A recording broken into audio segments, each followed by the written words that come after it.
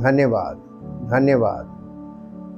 परमपिता परमेश्वर, हम आपका हृदय से धन्यवाद करते हैं क्योंकि आप महान सामर्थी परमेश्वर हैं, अद्भुत कार्यों करने वाले परमेश्वर हैं, अद्भुत सामर्थ्य के द्वारा कार्य करने वाले परमेश्वर हैं, अपनी महिमा को प्रकट करने वाले परमेश्वर हैं। हम आपका हृदय से धन्यवाद करते हैं क्योंकि आप सब कुछ करने में सामर्थी हैं, सक्षम हैं और आपकी महिमा अपरंपार है और आप अपनी योजनाओं को आरंभ से पूरा करते आए हैं, इसलिए कोई कार्य आप अधूरा नहीं करते, हर कार्य को पूर्ण करते हैं। हम आपका धन्यवाद करते हैं प्रभु कि आप उद्धार के कार्य को पूर्ण करने के लिए अब इन अंतिम दिनों में तैयार हैं, आपकी योजनाएं तैयार हैं और आपका कार्य आरंभ हो चुका है, ताकि प्रभु आपका वो कार्य जो आपने क्रूसिफिक्शन के द्वारा मनुष्य के उद्धार का कार्य शुरू किया था, सृष्टि के द्वारा सृष्टि में ये कार्य पूरा हो और ये सृष्टि नई सृष्टि बन जाए और प्रभु सारी महिमा आपकी हो, क्योंकि आप महिमा के परमेश्वर हैं। और हम धन्यवाद करते हैं आपके पवित्र वचनों के लिए जो पवित्र आत्मा के द्वारा हमारे जीवन में प्रकाशित हो रहे हैं, ताकि हम इस बात को समझें, जानें और पूर्ण हृदय से विश्वास करें कि आप ही हैं जिन्होंने सृष्टि को बनाया है और आप ही है जो इस सृष्टि को नया कर रहे हैं, ताकि नई सृष्टि आपकी महिमा का कारण बने। धन्यवाद के साथ इस प्रार्थना को आपके इकलौते पुत्र प्रभु यीशु मसीह के नाम से मांगते हैं, आमीन। Praise the lord. The glory of God part 47, 47 भाग में हम आ गए हैं। Bible study, why are there two witnesses, दो गवाह ही क्यों, इसके अलावा क्यों नहीं। कल हमने ये आपको बताया था कि आज हम इस पे अध्ययन करेंगे। Throughout the Bible we find that God often works with pairs of individuals.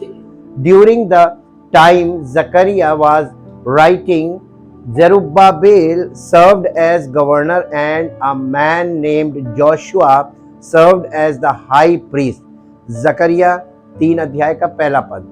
Earlier God had used Moses as the leader of the ancient Israelites and his brother Aaron as the high priest. इसको हिंदी में पहले समझेंगे। जिस प्रकार परमेश्वर ने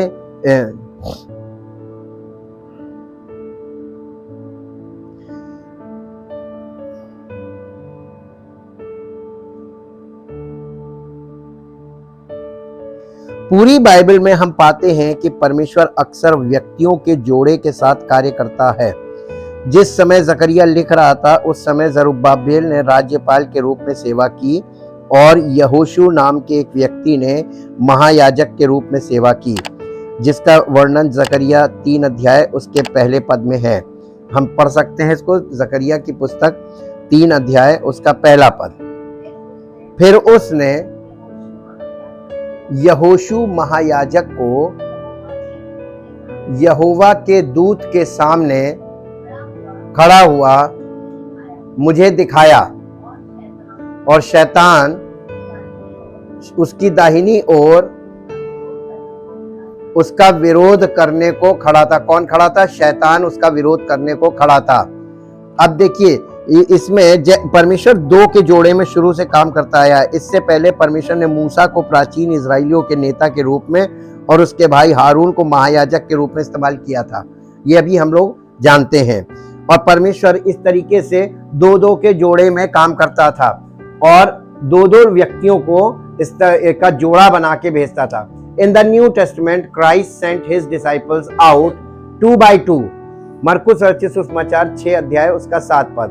नए नियम में यीशु मसीह ने भी अपने चेलों को 2-2 करके भेजा था सेवा के लिए। मरकुस 6 उसका 7। उसने 12 को अपने पास बुलाया और उन्हें 2-2 करके भेजने लगा और उन्हें अशुद्ध आत्माओं पर अधिकार दिया। यीशु मसीह कभी भी विदाउट अथॉरिटी अपने चेलों को नहीं भेजता था। यीशु मसीह अगर किंग है तो उसके चेले अथॉरिटी के साथ जाते थे as a representative of king. राजा का प्रतिनिधि कौन होता है मालूम आपको? अगर सिविक्स के अनुसार देखें, किंग का रिप्रेजेंटेटिव कौन होता है? Governor. Governor is the representative of king. तो ये रिप्रेजेंटेटिव के अधिकार के साथ भेजता था, यानी रिप्रेजेंटेटिव बना के भेजता था। When two people work together, they can often be more productive than when working alone. यानी दो व्यक्ति यदि साथ मिलकर कुछ करते हैं वो ज्यादा फलवंत होता है बजाय इसके कि एक अकेला काम करे। Recognizing this principle, Ecclesiastes states, यानी इस सिद्धांत को हम समझ सकते हैं सभोपदेशक की पुस्तक उसका 4 अध्याय उसका 9 और 10 पद पढ़ दीजिए, जहां ये प्रिंसिपल लिखा हुआ, ये सिद्धांत बताया गया है, 2 का सिद्धांत। सभोपदेशक की पुस्तक उसका अध्याय 4 और उसका 9 और 10 पद, जहां इस प्रकार से लिखा हुआ है, 1 से 2 अच्छे हैं क्योंकि उनके परिश्रम का अच्छा फल मिलता है, क्योंकि यदि उनमें से एक गिरे तो दूसरा उसको उठाएगा, परंतु हाय उस पर जो अकेला होकर गिरे। अकेला व्यक्ति गिरेगा, कोई उठाने वाला नहीं होगा जी, और उसका कोई उठाने वाला ना हो। फिर इसी के साथ साथ एक और ये 2 का सिद्धांत सीखेंगे, मत्ती रचित सुसमाचार नए नियम में 18 अध्याय का 19 पद। मत्ती रचित सुसमाचार 18 अध्याय 19 पद, यहां यीशु मसीह भी 2, फिर मैं तुमसे कहता हूं यदि तुम में से 2 जन पृथ्वी पर किसी बात के लिए एक मन होकर उसे मांगे तो वो मेरे पिता की ओर से जो स्वर्ग में है उनके लिए हो जाएगी। देखिए, 2 व्यक्ति साथ काम करें ये तो दुनिया में संभव है, लेकिन 2 व्यक्ति एक मन के हों ये संभव नहीं है। अगर सबसे यानी मिनिमम जोड़ा देखा जाए 2 का, तो वो पति पत्नी का है, और पति पत्नी कभी भी एक मन नहीं हो सकते, इम्पॉसिबल है। लेकिन पवित्र आत्मा में अगर दोनों हैं तो एक मन कर देगा। केवल पवित्र आत्मा ही हमको एक मन कर सकता है, उसके अलावा कोई 2 व्यक्तियों को एक मन नहीं कर सकता। यीशु मसीह ने एक ऐसा प्रिंसिपल रखा है कि लोग ये सोचते हैं कि यदि 2 जन सहमत हो, सहमत नहीं है, यहाँ 2 जनों का सहमत होना और 2 जनों का एक मन होना, इनमें अंतर है। आप किसी के साथ सहमत हो सकते हैं लेकिन उसके साथ एक मन नहीं होंगे, 1 माइंड नहीं हो सकते। आप सहमत हो सकते हैं, और सहमति में कभी कभी आप उस चीज को अंडरस्टैंड नहीं करते फिर भी अग्री करते हैं। इसको कहते हैं अग्री टू डिसअग्री, यानी असहमत होते हुए भी आप सहमत हैं लेकिन आप उस चीज को एक्सेप्ट नहीं करते हैं। इसलिए 2 व्यक्तियों का एक मन होना, यानी 2 लोग और एक mind, 2 people are 1 mind, this is impossible, ये नहीं हो सकता। 2 लोगों में एक माइंड नहीं हो सकता। Another reason why God will have 2 witnesses is because of the importance of having at least 2 people to testify in judicial matters। यानी दूसरा कारण 2 का ये है, हालांकि जब 2 लोग एक साथ काम करते हैं तो ये तो हो गया, वो कहता है कि 1 से 2 अच्छे हैं क्योंकि उनके परिश्रम का अच्छा फल मिलता है। एक और संकेत है कि परमेश्वर के 2 गवाह क्यों होंगे, क्योंकि न्यायिक मामलों में गवाही देने के लिए कम से कम 2 लोगों के होने का महत्व है। यानी आप जुडिशियल मैटर्स में जाइए, किसी मुकदमे को ले लीजिए, हर मुकदमे में कम से कम 2 गवाहों की जरूरत पड़ती है। ये प्रिंसिपल न्याय प्रणाली में कहां से आ रहा है? ये प्रिंसिपल यहां से आ रहा है, क्योंकि परमेश्वर ने सबसे पहले प्राचीन काल में अपने वचन में ये बात बोली थी कि जब तक 2 व्यक्तियों की गवाही ना हो किसी मैटर को लेकर, किसी मुद्दे को लेकर, तब तक वो बात सत्य नहीं मानी जाएगी। और तब से आज तक ऐसा ही चला आ रहा है। और दो गवाहियां बहुत मशहूर हैं। व्यवस्था विवरण की पुस्तक 19 अध्याय का 15 पद, किसी मनुष्य के विरुद्ध किसी प्रकार के अधर्म या पाप के विषय में, चाहे उसका पाप कैसा भी क्यों ना हो, एक ही जन की, एक ही व्यक्ति की बात मत सुनना कि एक व्यक्ति ने बोल दिया तुमने मान लिया। लेकिन अब यहां पे थोड़ा सा रुक के एक मैं आपसे बात करना चाहता हूं। हमारे देश में क्या होता है, किसी एक न्यूज चैनल ने किसी को आरोपी दिखा दिया तो हमारे देश के लोग उसको दोषी मान लेते हैं, लेकिन हमारी न्याय प्रणाली उसको दोषी नहीं मानती है, वो आरोपी है। और एक व्यक्ति के ऊपर कोई इल्जाम लगाया जाता है तो सब लोग उसको दोषपूर्ण नजरों से देखने लगते हैं, दोषी मान लेते हैं, कह रहे इसने ये किया है। जबकि परमेश्वर का वचन कह रहा है कि एक बात एक व्यक्ति की कभी नहीं सुननी चाहिए। आप और हम कितने लोगों की सुनकर मान लेते हैं, किसी एक के कहने से हम भड़क जाते हैं, किसी एक के कहने से हम किसी भी बात को सच मान लेते हैं। ये क्या एरर नहीं है? और हम भयानक त्रुटि का शिकार होते हैं और हमें पता ही नहीं चलता है। हम लोग किसी एक व्यक्ति के बोलने से, किसी ने आपसे कह दिया कि फलाने ने तुम्हारे लिए ऐसा बोला, आपने उसी एक व्यक्ति की बात मान ली, जबकि आपको इन्वेस्टिगेट करना चाहिए था, क्रॉस एग्जामिनेशन। न्यायालय में क्या होता है, न्यायालय कभी आप जाके कुछ बोलिए आपकी बात नहीं मानेगा, इसीलिए लंबा टाइम लगता है, क्योंकि आपको सच साबित करने में समय लगता है और आपके दिमाग में हर झूठी बात सच तुरंत बन जाती है। ये त्रुटि है, ये एरर है। 19 अध्याय उसका 15 जी आप पढ़ दीजिए। किसी मनुष्य के विरुद्ध किसी प्रकार के अधर्म या पाप के विषय में, चाहे उसका पाप कैसा भी क्यों ना हो, एक ही जन की साक्षी ना सुनना, परंतु 2 या 3 साक्षियों के कहने से बात पक्की ठहरे। इसीलिए पंचायत में 5 लोग रखे गए, 2 या 3, कितने हो गए? 5 हो गए। 5 का पंच, और देखिए शुरू से पंचों की राय मानी जाती है ना? परमेश्वर की व्यवस्था वहां पर दिख रही है ना। हमारे मानव समाज में, सभ्यता में परमेश्वर की व्यवस्था स्वाभाविक रूप से है कि नहीं है, आपको यह अनुमान लग जाना चाहिए कि परमेश्वर ही ने तो ये नियम दिया था मनुष्यों को। अब इसका 17 अध्याय का 6 पद,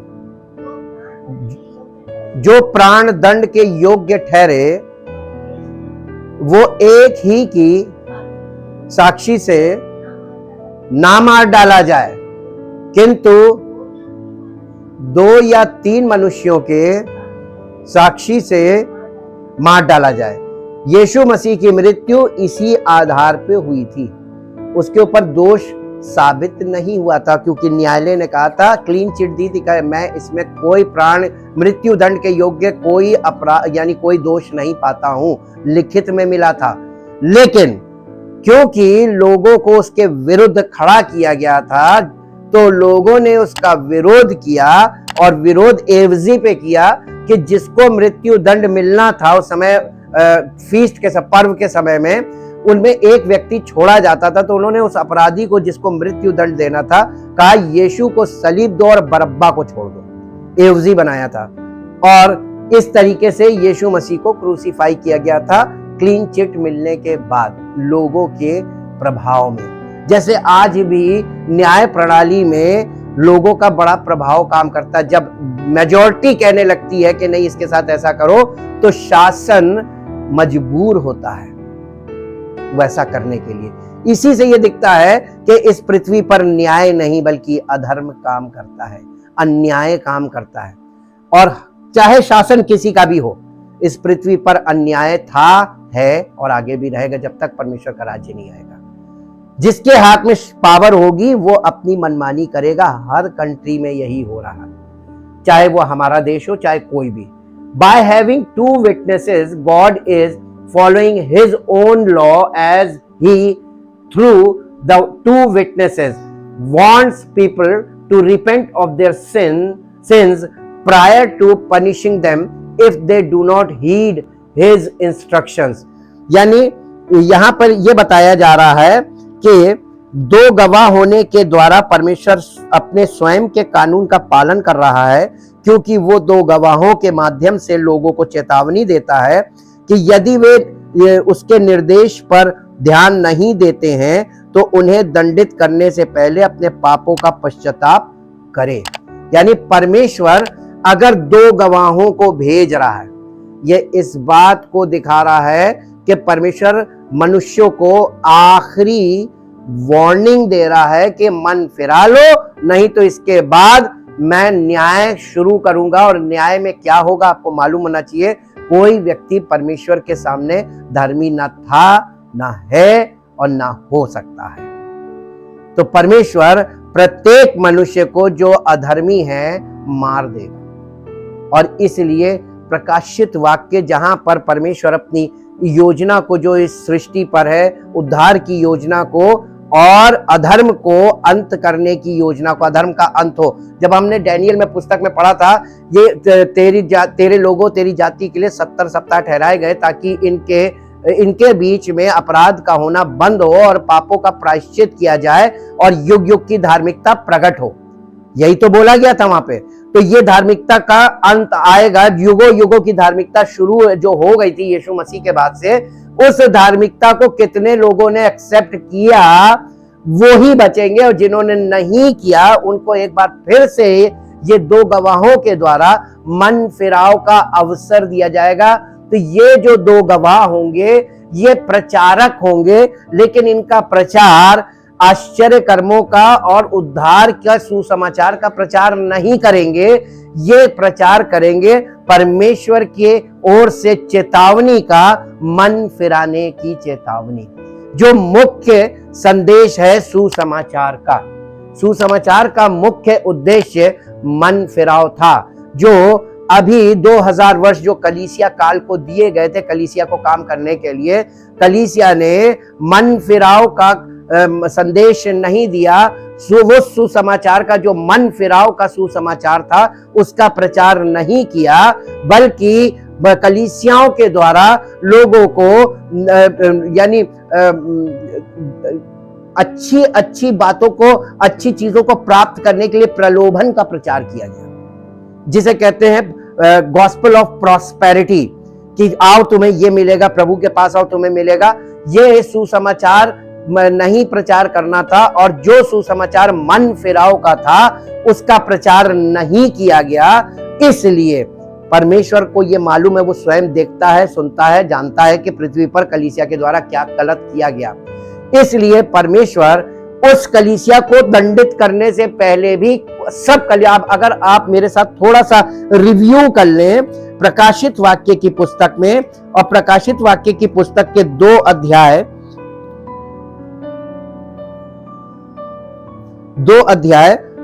और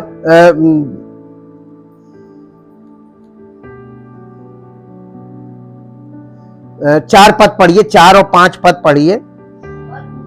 पर मुझे ये इफिसुस की कलीसिया को चिट्ठी लिखवाई गई। किसने लिखवाई? यीशु मसीह ने। कब लिखवाई? यीशु मसीह ने। ये ऑफिशियल लेटर है। यीशु मसीह ऑफिस में बैठ गया, यूहन्ना को उसने प्रकाशन दिया, और यूहन्ना को जब प्रकाशन दिया तो उसने यूहन्ना से कहा, इसके पहले अध्याय में लिखा हुआ है कि जो बातें तूने देखी और जो हो रही हैं और जो होने वाली हैं उसे लिख ले और लिखकर कलीसियाओं को भेज दे। और आपके इसके पहले अध्याय का 19वां पद पढ़ दीजिए, जहां ये लिखा हुआ है, इसलिए जो बातें तूने देखी हैं और जो बातें हो रही हैं, ऐसी है। इसका मतलब उस समय कलीसिया में जो हो रहा था वो यूहन्ना को दिखाया। ये देखो कलीसिया में क्या हो रहा है, यीशु मसीह दिखा रहा है जी। और जो बातें इसके बाद भी होने वाली वो भी देख ले और उन्हें लिख दे, उन सबको लिख ले। ये प्रकाशित वाक्य देखकर लिखा जा रहा है, और दिखा कौन रहा है? यीशु मसीह दिखा रहा है। ठीक है, तो ये यीशु मसीह का प्रकाशन है, और उसमें वो कह रहा है कि पर मुझे तेरे विरुद्ध ये कहना है कि तूने अपना पहला सा प्रेम छोड़ दिया। कलीसिया ने इतना काम करने लगी। इफिसुस की कलीसिया के लिए लिखा है कि कलीसिया ने इतना काम किया, इतना काम किया, इतना काम किया कि वो जिसके लिए काम करना था, जिसके द्वारा काम करना था और जिसके लिए काम करना था, उस प्रभु का के प्रति उसका प्रेम ही खत्म हो गया। वो काम में ही लग गई, उसने काम से प्यार कर लिया, उसने लोगों से प्यार करने लगी। कलीसिया में ये नहीं होना चाहिए था। कलीसिया को लोगों से प्यार नहीं करना था, कलीसिया को लोगों के लिए सेवा नहीं करनी है। कलीसिया तो खड़ी हुई है अपने प्रभु की सेवा के लिए। सेवक किसका सेवक है? प्रभु का कि लोगों का? आज आप कलीसियाओं में देखिए, किसका सेवक दिखेगा आपको? लोगों का सेवक बन गया। प्रभु की सेवा छोड़ के वो लोगों की सेवा में, लोगों के कहने से चलने लगी कलीसिया।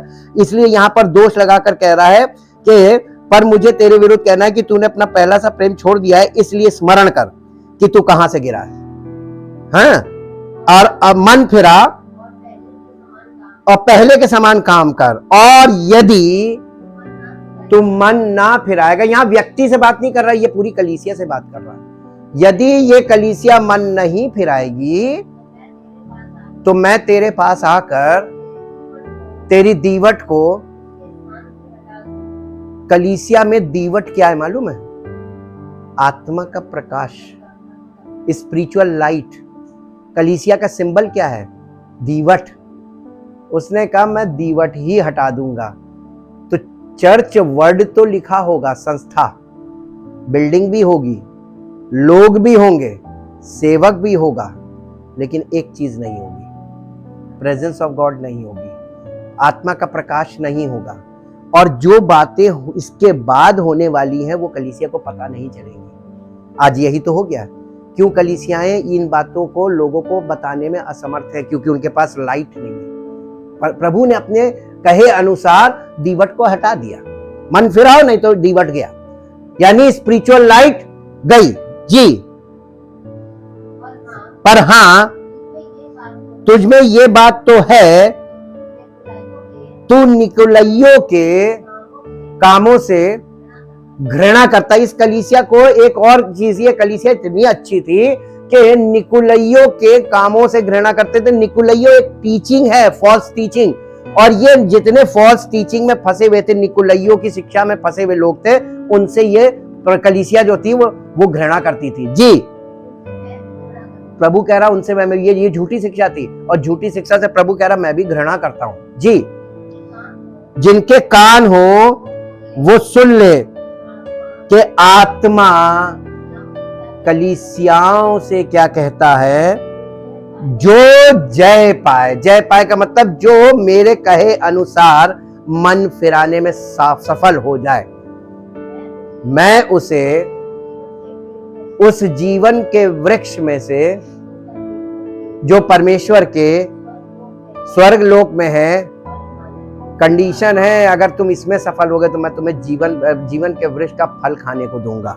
अब देखिए, इसी प्रकार से उसने सारी कलीसियाओं को यही बोला गया, मन फिरा, मन फिरा। ये क्या है? मन फिराओ का प्रचार कलीसियाओं को किया जा रहा है। तो कलीसियाओं ने, जिन कलीसियाओं ने मन फिराओ का प्रचार नहीं किया था, समय पूरा होने के बाद अंतिम क्षणों में इन कलीसियाओं को भी एक मौका दिया जा रहा कि अभी भी मन फिरा लो। और आपको मालूम है, परमेश्वर के वचन को अगर आप पूरा समझ लेंगे तो ये निष्कर्ष निकलता है कि ये लोग मन नहीं फिराएंगे। ये अपनी शिक्षाओं को ही मानेंगे, प्रभु की बातों को नहीं मानेंगे, मन नहीं फिराएंगे। मन फिराना एक कठिन प्रक्रिया है, ये सहमत होना नहीं है, ये प्रभु के साथ एक मन हो जाने को कहते हैं मन फिराना। ये सहमत होने को नहीं कहते हैं। और कई बार आप वचन से और कलीसिया में प्रचार किए गए संदेशों से सहमत होंगे, लेकिन आपके मन में और प्रभु के मन में आसमान जमीन का अंतर रहेगा, एक मन नहीं हो पाएंगे। ये एक मन होने के लिए, मन फिराने के बाद ही आदमी एक मन हो सकता है। इसलिए यहां पर हम देखते हैं कि by having two witnesses, God is following His own law as He through the two witnesses wants people to repent of the sins prior to punishing them if they do not heed His instruction। यदि वो लोग अब भी आखिरी बार इनको warning देने के लिए ये दो व्यक्तियों को भेजा जाएगा जो इसी विषय की भविष्यवाणी करेंगे कि मन फिराओ और नहीं तो प्रभु आ रहा है और वो तुमको परिणाम भुगतने के लिए तैयार हो जाओ। उसके बावजूद नहीं मानेंगे, क्योंकि वो लोग प्रभु का आने पर विश्वास नहीं करेंगे। ये कारण है, इसलिए मन नहीं फिराएंगे। उनका मानना ही कि वो आएगा नहीं, ऐसा कुछ हो ही नहीं सकता, यीशु मसीह चला गया, अब नहीं आने वाला। The work of the two witnesses, ये दो गवाह का क्या काम होगा। अब थोड़ा और इसी की डिटेल में जाएंगे। As these representatives of God witness to the world that all people need to repent of their sins, यानी ये दो गवाह जो परमेश्वर के प्रतिनिधि के रूप में, यीशु मसीह के प्रतिनिधि के रूप में गवाही देने आएंगे, परमेश्वर के विषय की गवाही के इस संसार को के इस संसार के सारे लोगों को आवश्यकता है कि वो मन फिराए अपने पापों से। They will have access to God's holy spirit to produce miracles reminiscent of other prophets of God. Reminiscent का मतलब होता है कि एवज में, यानी भविष्य, सारे भविष्यवक्ताओं के एवज में जो परमेश्वर के भविष्यवक्ता थे वो यही संदेश देते थे कि मन फिराओ, और इसका नतीजा क्या होगा, ताकि तुम पवित्र आत्मा के द्वारा परमेश्वर के सारी बातों में को जान सको। पवित्र आत्मा के द्वारा तुम परमेश्वर की योजना को जान सको, देख सको, और उसपे पवित्र आत्मा के द्वारा आगे बढ़कर भाग ले सको। ये है, और जब तक पवित्र आत्मा हमारे जीवन में कार्य नहीं करेगा, हम एक्टिवेट नहीं हो सकते स्पिरिचुअल वर्ल्ड में। केवल बैठकर फिजिकली सुनने से और केवल सहमत होने से आप इस लेवल में नहीं आ सकते। ये एक लेवल है, आत्मिक लेवल, वहां पे पहुंचना है। There is an interesting passage in Zechariah 4 that gives us a prototype of the two witnesses of Revelation. Prototype का मतलब समझते हैं जो आजकल के लोग हैं। प्रोटोटाइप का मतलब क्या होता है? What is the meaning of prototype? Prototype मैं आपको छोटे समय में, थोड़े से में आपको इस बात को समझने में मदद कर सकता हूं कि प्रथम मनुष्य अर्थात आदम जीवित प्राणी बना। वो जो प्रथम आदम था, he is the prototype of Jesus Christ, यानी यीशु मसीह जो आने वाला था उसका प्रतिरूप कह लीजिए। तो उस प्रतिरूप को प्रोटोटाइप बोलते हैं। और प्रोटोटाइप का मतलब कि जो यीशु मसीह कैसा होगा, इसको लोग आदम के द्वारा समझ लें कि जैसा आदम है वैसे ही यीशु मसीह होगा। ठीक है, तो ये प्रोटोटाइप कहलाता है। जब कोई चीज प्रोटोटाइप बनती है, आप रिसर्च करके देखिएगा, जब पहला विमान डिजाइन किया गया था, जब आज तो मॉडिफाइड हम लोग देखते हैं एकदम लेटेस्ट, लेकिन जो सबसे पहला जहाज बनाया गया था वो कैसा होगा, सबसे पहली रेलगाड़ी बनी थी वो कैसी थी, सबसे पहली कार, सबसे पहली साइकिल, वो जो पहली चीज बनाई गई थी पहली बार, तो उसको कहते हैं प्रोटोटाइप। उसी को मॉडिफाई करते करते आज उसका मॉडर्न रूप हमारे सामने आ गया है, जिसको हम अच्छी यानी बुलेट ट्रेन भी कहते हैं, मॉडर्न कोच कहते हैं। मॉडर्न कोच बन गए आजकल, मॉडर्न इंजन बन गए, यानी सब चीजें वही है। इसका प्रोटोटाइप यानी जो इसका एक ढांचा होता है। तो ये जो है ये प्रोटोटाइप, ये जो जकरिया की पुस्तक में जहां पर इसका वर्णन है 4 अध्याय में, ये उन दो गवाहों का प्रोटोटाइप है। और ये प्रोटोटाइप को इसीलिए प्रकाशित वाक्य 11 अध्याय में भी इसको हटाया नहीं गया, ताकि लोग कंफ्यूज ना हो। और आपको एक चीज बताएं, इसमें आगे बढ़ने से पहले, इस विषय में आगे बढ़ने से पहले एक चीज बताना चाहते हैं कि दो गवाहों के विषय में there are so many speculations, इतनी व्याख्याएं लोगों ने करी हैं, इतनी व्याख्याएं करी हैं, इतनी पुस्तकें लिखी हुई हैं कि अगर आप सबको पढ़ लें तो आप टोटली कंफ्यूज हो जाएंगे कि ये तो कुछ कह रहे हैं, कोई कुछ कहता है, कोई कुछ कहता है, कोई कुछ कहता है। हर डिनोमिनेशन के पास अपनी व्याख्या है। हर डिनोमिनेशन जो है वो अपनी दो गवाहों की अपनी व्याख्या लेकर खड़ा हुआ है। तो सत्य में और स्पेक्यूलेशन में तो अंतर है ना। तो आप स्पेक्यूलेशन को ट्रुथ मत मानिए, बल्कि सत्य को समझे। इसलिए प्रोटोटाइप जरूर रखा गया है। प्रोटोटाइप हमको ओरिजिनल बताता है। अब प्रकाशित वाक्य उसका 11 अध्याय मेरे साथ खोल लीजिए, 11 अध्याय और उसके उसमें 4 पद पढ़ दीजिए। 11 अध्याय का 4 पद।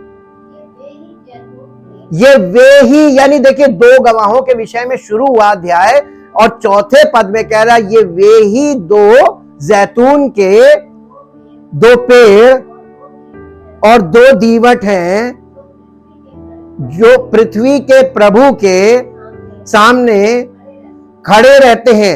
ये बात यहां पर क्यों दर्ज की गई है? ये तो वहां लिखी हुई है जकरिया में। इसका मतलब यहां से आपको जकरिया में क्यों भेज रहा है? टू सी द प्रोटोटाइप, ताकि हम उसके ओरिजिनल स्ट्रक्चर को देखें चल के। तो चलिए हम लोग ऐसा करते हैं, हम इसके ओरिजिनल स्ट्रक्चर को या prototype of the 2 witnesses of revelation, इसको जकरिया में चल के देखते हैं। Zechariah has a vision in which he sees a solid gold lampstand. On top is a bowl of oil and an olive tree stands on each side. यानी यहां पर लिखा हुआ है कि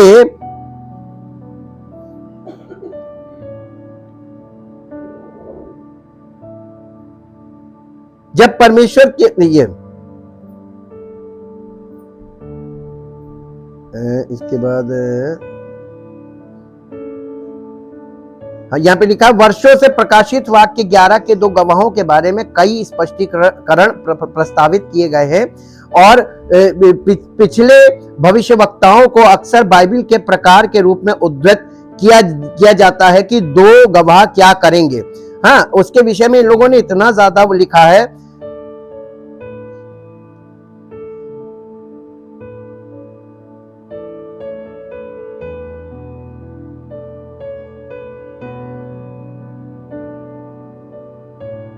दो गवाहों की व्याख्या जो पवित्र शास्त्र में सबसे उपयुक्त प्रतीत होती है वो ये है कि 2 मनुष्य होंगे जो महाक्लेश और प्रभु के दिन के दौरान एलिया की आत्मा और शक्ति में भविष्यवाणी करेंगे, ऐसा ये बोला जाता है। और इसके बाद 2 गवाहों के बारे में लिखा है वे दुनिया को परमेश्वर के नियमों को तोड़ने के लिए पश्चाताप करने के लिए चेतावनी देने आएंगे और अपने उपदेश के 3.5 वर्षों के दौरान अवज्ञा के लिए विपत्तियों को दंड के रूप में बुलाएंगे। यानी ये खुद ही विपत्तियों को बुलाएंगे और लोगों को तुरंत दंड मिलने लगेगा जो मन नहीं फिराएगा। अब देखिए यहाँ पे लिखा हुआ है कि जब हम प्रकाशित, यहाँ जकरिया नबी की पुस्तक में चलिए, उसके 4 अध्याय में पहुंच जाइए। हम लोग वहीं चलते हैं और वहां पर चलकर इसको देखते हैं, प्रोटोटाइप को देखते हैं। जकरिया उसका 4 अध्याय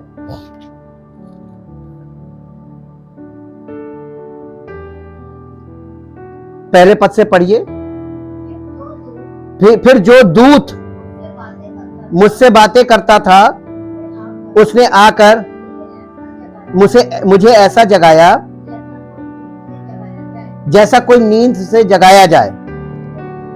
उसने मुझसे पूछा तुझे क्या दिखाई पड़ता है? मैंने कहा एक दीवट है। हाँ, यहां पे देखिए प्रोटोटाइप में यही लिखा हुआ है, एक दीवट है जो संपूर्ण सोने की है और उसका कटोरा उसकी चोटी पर है और उस पर उसके 7 दीपक हैं जिनके ऊपर बत्ती के लिए 7 नालियां हैं। दीवट के पास जैतून के 2 वृक्ष हैं, एक उस कटोरे के दाहिनी ओर, उसका दूसरा उसकी बाईं ओर।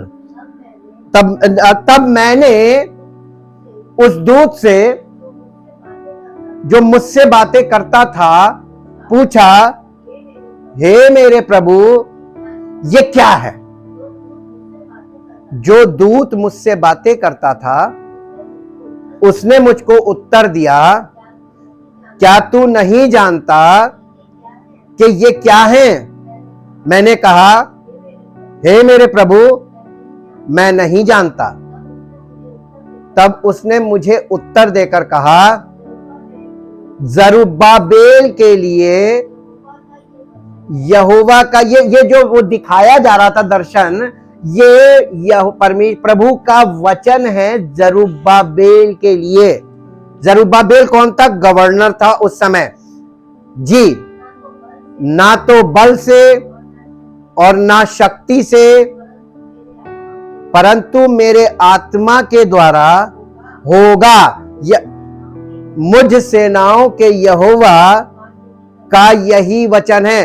केवल इतनी सी बात को कहने के लिए ये दर्शन दिखाया गया था कि परमेश्वर वो जरुब्बाबेल यानी उस गवर्नर को, जो मंदिर को पुनर्स्थापित करने के लिए, उसका पुनः निर्माण करने के लिए परेशान हो रहा था, उसके लिए तैयारी कर रहा था कि उसको उसका पुनः निर्माण कराएं। यानी ये सुलेमान का मंदिर था जो ध्वस्त हो चुका था, उसको फिर से वो नया खड़ा कर दे, और उसके लिए वो कार्य कर रहा था।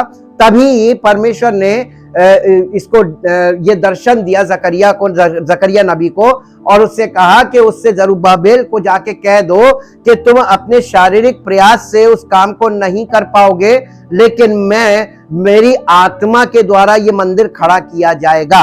अब आप आ जाइए नए नियम में, तो यीशु मसीह ने सुलेमान के मंदिर को दिखाकर अपने चेलों से कहा था, इस पे पत्थर पर पत्थर बाकी ना रहेगा, और उसने कहा था इस मंदिर को ढा दो, मैं इसे 3 दिन में खड़ा कर दूंगा। और वहां पर लिखा है यीशु मसीह अपनी देह के मंदिर के विषय में कह रहा था, spiritual temple, body of Jesus Christ. Body of Jesus Christ is called the spiritual temple. और स्पिरिचुअल टेम्पल के लिए फिजिकल वर्क नहीं, बल्कि होली स्पिरिट काम करेगा, तभी फिजिकल टेम्पल खड़ा होगा। ये मैसेज वहां पर उसको दिया जा रहा था जकरिया के द्वारा जरुब्बाबेल को। अब देखिए, अब ये मैसेज आपको क्लियर हो गया। यहां पर अंत में प्रकाशित वाक्य में कलीसिया की बात हो रही है कि फिजिकल टेम्पल की बात हो रही, बिल्डिंग की। कलीसिया स्पिरिचुअल बॉडी ऑफ क्राइस्ट है, तो स्पिरिचुअल बॉडी के लिए होली स्पिरिट ही उसको खड़ा करेगा। कोई व्यक्ति फिजिकली यीशु मसीह की कलीसिया खड़ी नहीं कर सकता है, यह भी स्पष्ट कर दिया। अब आप देखिए, यहां पर बिल्कुल एकदम स्पष्ट बता दिया कि ये काम उनको वहां पे बताया गया था, और हमको प्रकाशित वाक्य के द्वारा ये चीज स्पष्ट की जा रही है कि प्रभु करना क्या चाह रहा है। गॉड्स वर्क नहीं, there is an interesting passage in Zechariah 4 that gives a prototype of the 2 witnesses of Revelation. Zechariah has a vision in which he sees a solid gold lampstand. On top is a bowl of oil, and on an olive tree stand on each side the lampstand, and gives its light without human maintenance. यानी आप ये देखिए, वहां पे उसको ये दीवट के दोनों तरफ वो पेड़ दिखाए गए हैं, और ये पेड़ काहे के हैं? जैतून के पेड़ हैं। अब हमने आपको कल भी बताया था कि वो जो दीवट थी, उसमें टैबरनेकल के अंदर वो जो दीवट रखी जाती थी, दीपदान था, उसमें ऊपर 7 कटोरे थे, और उनमें तेल भरा जाता था, उसी को जलाया जाता। लेकिन उसमें तेल कौन सा भरा जाता था? जैतून का तेल। जैतून का तेल अगर आप पीछे जाकर देखें स्टडी करके, तो उसमें याजक जो वहां पे ठहराया जाता था, वो याजक लोग उसमें दीपक में तेल डालते थे। एक फिजिकल वर्क था, एक ह्यूमन वर्क था ना। लेकिन यहां पर आप देखिए, जो उसको दिखाया जा रहा है, उसको ये दिखाया जा रहा है कि डायरेक्ट जैतून के वृक्षों से डायरेक्ट उसको ऑयल सप्लाई हो रहा है दीपक को। वहां पे कोई मनुष्य का कार्य नहीं है। इसका मतलब कलीसिया में मनुष्य का कोई कार्य है नहीं, टोटल कार्य। The church is totally dependent upon the spirit of God. ये परमेश्वर की आत्मा पर आधारित अगर नहीं है, वहां पे मनुष्य के बुद्धि से काम हो रहा है, मनुष्य अपनी बुद्धि से प्रचार कर रहा है, मनुष्य के फिजिकल वर्क्स हो रहे हैं। मैं बार बार आप लोगों को ये चेतावनी दे रहा था, बार बार आप लोगों को इशारे कर रहा था कि फिजिकल वर्क नहीं है। और सच्ची कलीसिया में अगर फिजिकल वर्क नहीं है, झूठी कलीसिया में टोटल फिजिकल है, वहां स्पिरिचुअल कुछ भी नहीं है। इसलिए दो प्रकार की कलीसियाएं ऐसे ही स्पष्ट हो जाता है, जहां फिजिकल बहुत ज्यादा हो रहा, जहां आप शारीरिक रूप से थक जाते हैं जा जाके और मिलता कुछ नहीं है। गॉड्स इसमें without human maintenance being constantly supplied by the olive oil flowing from the tree into the bowl, यानी उस पेड़ से डायरेक्ट उस दीपदान में तेल सप्लाई किया जा रहा है। तो इसका मतलब परमेश्वर की कलीसिया को उसने डायरेक्ट सप्लाई दे रखी है ताकि दीपक जलता रहे। तभी तो यीशु मसीह ने इफिसुस की कलीसिया से कहा था, मैं कुछ नहीं करूंगा, आकर दीपदान हटा दूंगा। और दीपदान के बिना आपको प्रकाश नहीं मिलेगा। तेल काहे के लिए? प्रकाश के लिए। तो तेल, वो दीपदान हटा दिया तो प्रकाश बंद हो गया, यानी लाइट खत्म हो गई। अब ये देखिए, supplied by the olive oil flowing from the trees into the bowl.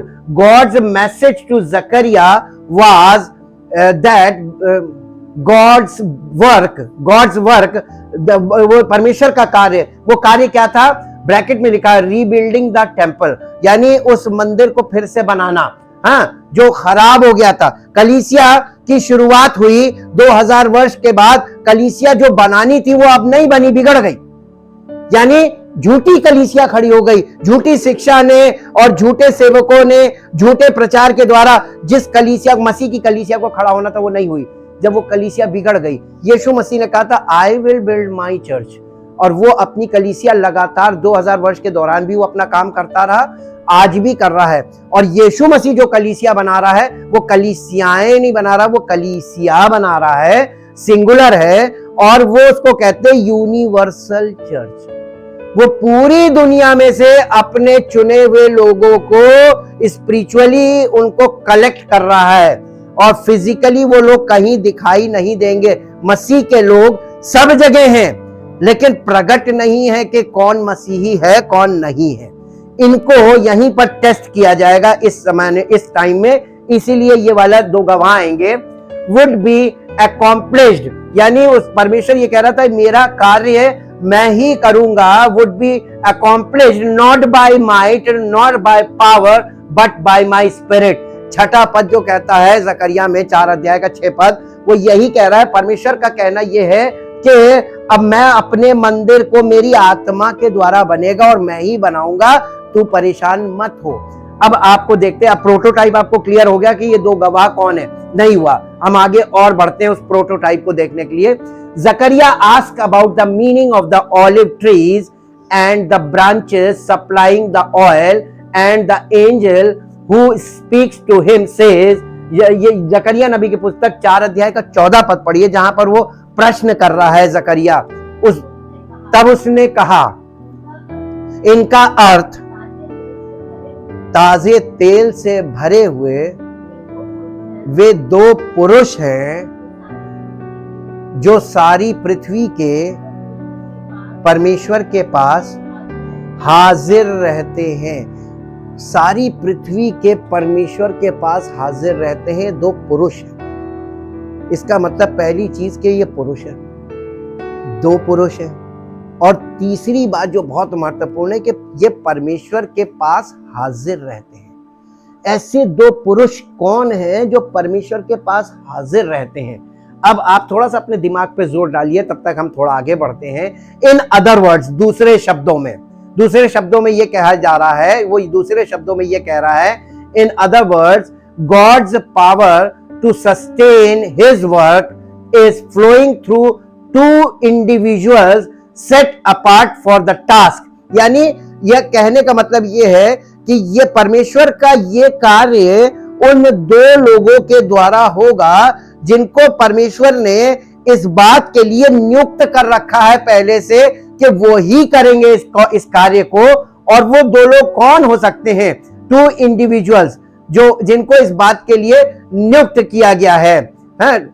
Power to sustain his work is flowing through the 2 individuals set apart for the task in Zechariah's context. अगर हम जकरिया के संदर्भ में इस बात को देखें तो वहां पर लिखा है, these 2 individuals are Joshua the current high priest and the Zerubbabel the current governor of the Judah. यहूदा के गोत्र के दो लोग वहां पर हमको मिलेंगे। एक तो मिलेगा यहोशू, जो उस समय, करंट का मतलब जो वर्तमान में महायाजक था, तो वर्तमान में महायाजक यहोशू था उस समय में। और फिर उसके बाद लिखा है उसके साथ and Zerubbabel the current governor of JUDA. यहूदा के क्षेत्र का, यहूदा के गोत्र का महायाजक यहोशू था, और यहूदा के क्षेत्र में जो वो ज्योग्राफी है उस जगह का, उस जमीन का गवर्नर यानी राज्यपाल वो जरुब्बाबेल था। और जरुब्बाबेल राज्यपाल था और वो हाई प्रीस्ट था। अब देखिए, ये दोनों इस कार्य के लिए वो दोनों व्यक्तियों को दिखा रहा था कि ये दोनों के द्वारा मैं काम करूंगा, और परमेश्वर ने किया था। लेकिन हम लोगों को यहाँ पे प्रकाशित वाक्य में इसको इसलिए जोड़ा गया ताकि हम इसके प्रोटोटाइप से ये समझ सके वो दो लोग कौन हो सकते हैं। अब हम आगे बढ़ते हैं अगर, तो इसमें देखते हैं कि we can see a foreshadowing of Jesus Christ here as the Messiah would combine the offices of high priest and king। एक ही व्यक्ति यानी यीशु मसीह ने दो ऑफिसेस को कैसे कंबाइन कर लिया मसीह में। वो मसीह कहलाया, इसका मतलब उसने दो ऑफिसेस को अपने साथ कनेक्ट कर लिया। पहला ऑफिस क्या था? यीशु मसीह हाई प्रीस्ट फॉर एवर है। तो आज के समय में, उस समय में यहोशू हाई प्रीस्ट था। आज हाई प्रीस्ट कौन है स्पिरिचुअली? आज आत्मिक तौर पर हाई प्रीस्ट यानी महायाजक कौन है? नहीं मालूम। यीशु मसीह हाई प्रीस्ट है। तो यीशु मसीह एक व्यक्ति हो गया, और दूसरा व्यक्ति कौन है वहां पर? वहां पर दूसरा व्यक्ति शासन से जुड़ा हुआ था, गवर्नर था। Governor is the representative of king. और यहां पर कौन है? यहां पर रिप्रेजेंटेटिव ऑफ किंग होगा कोई, यानी यीशु मसीह का जो राजा है, राजाओं का राजा, उसका प्रतिनिधि होगा गवर्नर। आपको मालूम है यीशु मसीह का प्रतिनिधि कौन है जो इस पृथ्वी पर पेंतेकुस्त के दिन उतरा और तब से काम कर रहा है? पवित्र आत्मा, Holi spirit is the governor.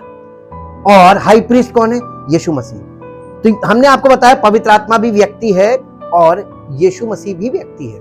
ये दोनों व्यक्ति किसी दो व्यक्तियों को, दो पुरुषों को अपनी रिप्रेजेंटेशन में खड़ा कर देंगे, और वो लोग खड़े होकर ये काम करेंगे।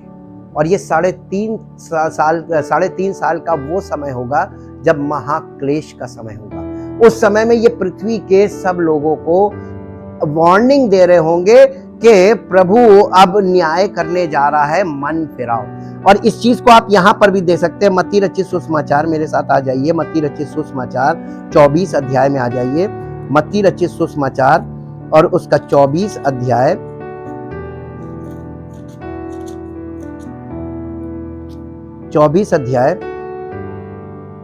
और उसका 14 पद पढ़ दीजिए।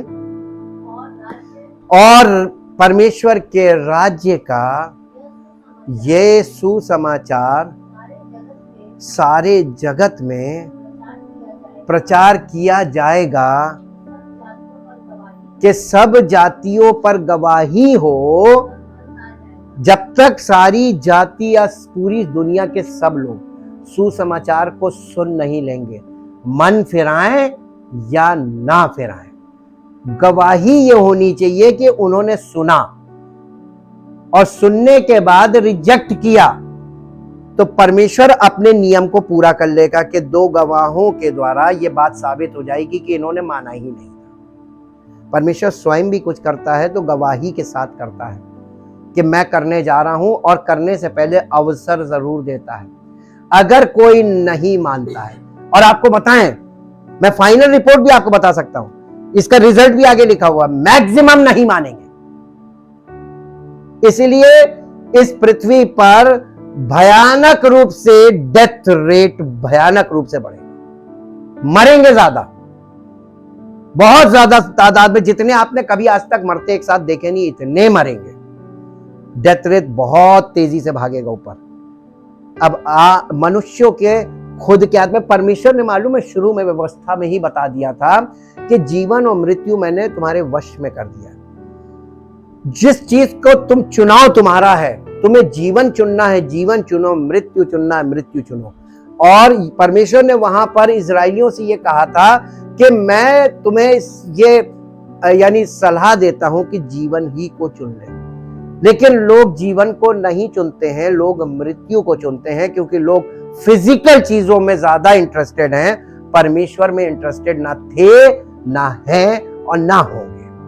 लेकिन परमेश्वर अपना काम कंप्लीट करता है, कभी भी अधूरा काम नहीं करता है और कभी भी भावनाओं के द्वारा निर्णय नहीं करता है। वो निर्णय लेने में समय इसलिए लेता है कि जिसको मन फिराने का मन अवसर मिल जाए, लोगों को अवसर मिल जाए। लास्ट में एक वर्स पढ़ेंगे और फिर हम प्रार्थना में चलेंगे। मेरे साथ निकाल लीजिए दूसरा पत्रस 3 अध्याय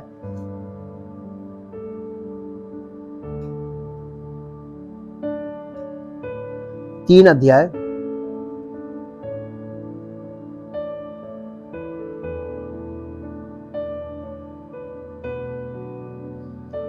पहले पद से पढ़िए।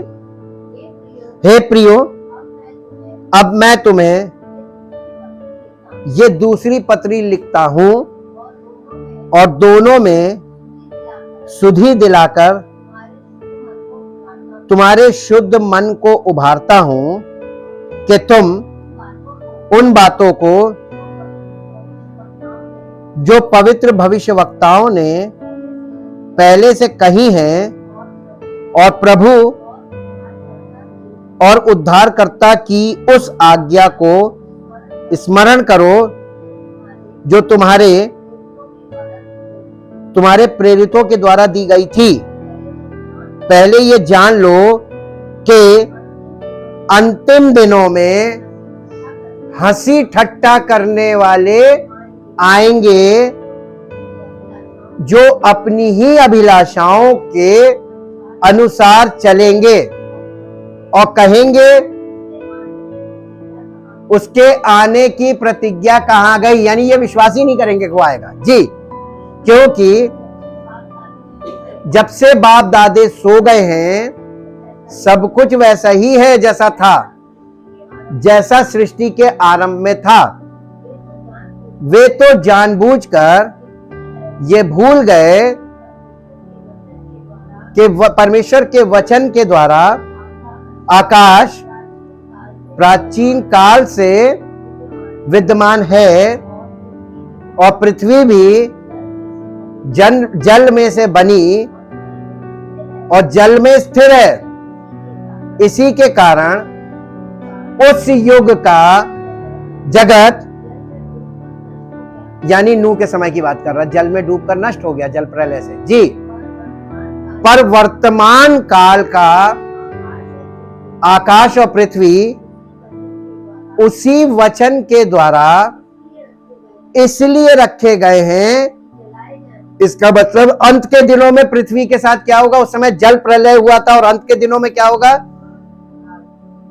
ये यानी ये इसका जो न्याय होगा, अब जो न्याय होगा, अंतिम न्याय, ये आग के द्वारा होगा जी। और ये भक्तिहीन मनुष्यों के न्याय और नष्ट होने के दिन तक ऐसे ही रखे रहेंगे। सब कुछ पृथ्वी पे ऐसे ही रहेगा आखिरी दिन तक जी। हे प्रियो, ये बात तुमसे छिपी ना रहे कि प्रभु के यहां एक दिन 1000 वर्ष के बराबर है और 1000 वर्ष एक दिन के बराबर। मैंने आपको ये इक्वेशन बता भी दिया था। यीशु मसीह ने कहा था कि इस मंदिर को, सुलेमान के मंदिर को दिखाया था, पत्थरों का बना था, इसको ढा दो, मैं इसे 3 दिन में खड़ा करूंगा। और यीशु मसीह इसको 3 दिन में खड़ा करने जा रहा है। 3 दिन का मतलब 3000 वर्ष भी होता है प्रभु के यहाँ। तो 2000 वर्ष कलीसिया को दिए गए थे और उसके बाद यीशु मसीह आ रहा है और यीशु मसीह का आकर 1000 वर्ष राज्य करेगा। तो वो 1000 वर्ष का राज्य यानी उस मंदिर को खड़ा करेगा, आत्मिक मंदिर को खड़ा करेगा। अपनी देह के रूपी मंदिर को खड़ा करेगा। तो ये 1000 वर्ष, तो उसने कहा था इसे ढा दो 3 दिन में, 3 दिन का मतलब 3000 वर्ष में मैं खड़ा करूंगा। तो 2000 वर्ष के बाद जब वो आएगा तो उसी मंदिर को खड़ा करने के लिए तो आएगा, और 1000 वर्ष यानी एक दिन उसके लिए 1000 वर्ष एक दिन के बराबर, वो 1000 वर्ष में उसको खड़ा कर देगा। हम परमेश्वर का धन्यवाद करते हैं कि बाइबल इंटरप्रेट्स इटसेल्फ, ये बाइबल अपने आप को खुद ही इंटरप्रेट करती है। लेकिन बाइबल खुद इंटरप्रेट बोलती नहीं है, ये बोलने के लिए आपको पवित्र आत्मा चाहिए, और पवित्र आत्मा आकर बाइबल के द्वारा बाइबल से ही बाइबल को इंटरप्रेट करता है और हमको सब चीजें स्पष्ट कर देता है। इसलिए हम परमेश्वर की उस शिक्षा को जो पवित्र आत्मा के द्वारा हमें दी जा रही है, ये शिक्षा केवल उन्हीं लोगों के लिए है जो मसीह के लहू से खरीदे हुए लोग हैं। उसकी पहचान ये है कि केवल यीशु मसीह के लहू से खरीदे हुए लोग ही इन बातों को समझेंगे, ग्रहण करेंगे और विश्वास करेंगे और अपने जीवन में लागू करेंगे, ताकि जब प्रभु आए तो वो उसका इंतजार कर रहे होंगे तैयारी के साथ, ताकि वो उन्हें ले आके। हम परमेश्वर का धन्यवाद करते हैं उसकी सब योजनाओं के लिए, और इस बात के लिए धन्यवाद करते हैं कि वो स्वयं हमें बचाने आ रहा है। हम अपने आप को बचा भी नहीं सकते, इसलिए हम निश्चिंत हैं, लेकिन विश्वास में दृढ़ होने के लिए हम निश्चिंत तो हैं, लेकिन हम परमेश्वर के वचन में केंद्रित बने रहें और वचन का प्रकाश लगातार हमारे जीवन में हमें प्राप्त होता रहे, ताकि हम उस प्रकाश में बने रहें, ज्योति की संतान बने रहें, ताकि जब वो आए तो वो ज्योति की संतानों को ही रिसीव करेगा और हम उसमें रिसीव हों। प्रभु, हम आपका हृदय से धन्यवाद करते हैं आपके महान प्रेम और उस अनुग्रह के लिए जो आपने अपने बलिदान के द्वारा समस्त मानव जाति के लिए प्रकट तो किया, लेकिन जिसने उस पर विश्वास किया और उसे ग्रहण किया, वो लोग ज्योति की संतान बनाने के लिए पवित्र आत्मा कार्य कर रहा है कलीसियाओं के द्वारा, और आपके वचन की शिक्षा के द्वारा पवित्र आत्मा उस ज्योति को हमारे जीवन में से प्रकट करना चाहता, ताकि हमारा जीवन ज्योतिर्मय जीवन हो। हम प्रभु की संतान के रूप में ज्योति की तरह प्रकट हो, ताकि प्रभु हमारे जीवन से वो ज्योति प्रकट हो, ताकि लोग देखें और चकित हों, और प्रभु आपकी महिमा प्रकट हो, और आपके आने पर आप हमको प्राप्त कर लें, आप हमें ढूंढ लें, क्योंकि आप प्रभु उन्हीं लोगों को जो आपकी ज्योति से प्रज्वलित होंगे, उस प्रकाश में पाए जाएंगे, उन्हें आप रिसीव करेंगे। हम धन्यवाद करते हैं, चाहते प्रभु आपकी मर्जी हर एक विश्वासी के जीवन में, जो सच्चा विश्वासी है और जो पवित्र आत्मा की बातों को ग्रहण कर रहा है और मन लगाए हुए है, ध्यान केंद्रित किए हुए है और उन बातों पर अमल कर रहा है, वो बना रहे, उसके अंदर विश्वास में दृढ़ता हो और धीरज हो, और आपकी महिमा उसके जीवन से प्रकट हो। धन्यवाद के साथ इस प्रार्थना को आपके इकलौते पुत्र प्रभु यीशु मसीह के नाम से मांगते हैं, आमीन। Praise the Lord. परमेश्वर